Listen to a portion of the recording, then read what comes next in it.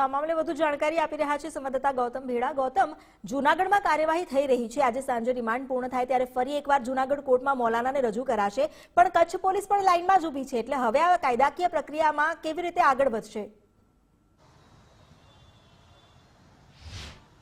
જી ચોક્કસ, જે રીતના કહી શકાય કે મૌલાનાએ એક તો જે આ ભાષણ આપ્યું છે ગુજરાતના અલગ અલગ વિસ્તારોની અંદર, આ કદાચ એમની ભૂલ હશે, કેમ કે હવે તેને કાયદો વ્યવસ્થા સામે લડવાનું છે, કારણ કે જે આ હેડ સ્પીચનો મામલો છે તેમાં જૂનાગઢ પોલીસ છે તેમને 20 કલાકના રિમાન્ડ છે તે મળ્યા છે આ મૌલાનાના, અને તેની સઘન પૂછપરછ કરવામાં આવી રહી છે।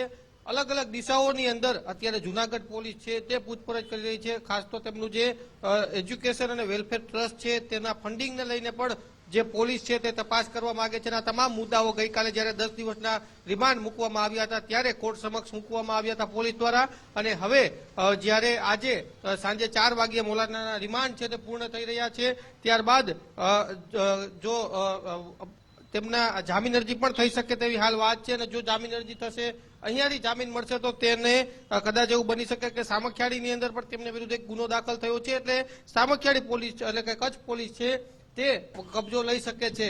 હાલ આ જે વિગત છે તે સામે આવી રહી છે, પરંતુ આજે 4 વાગ્યા પહેલા આ મૌલાના છે તેને જૂનાગઢ કોર્ટની અંદર રજૂ કરવામાં આવશે। કયા કયા અલગ અલગ મુદ્દાઓને લઈને તપાસ થઈ છે આ છેલ્લા 20 કલાકની અંદર, તેને લઈને પણ અનેક ખુલાસાઓ છે તે થઈ શકે છે। જી, આભાર આપનો જાણકારી આપવા માટે। તો જે પૂછપરછ પણ કરવામાં આવી છે, ફરી એકવાર સાંજે મૌલાનાને કોર્ટમાં રજૂ કરાશે, અને કચ્છ પોલીસ હજુ લાઇનમાં જ ઊભી છે, કારણ કે કચ્છમાં પણ સામખિયાળીમાં ભાષણને લઈને મૌલાનાની ફરી કાયદાનો સકંજો કસાઈ શકે છે।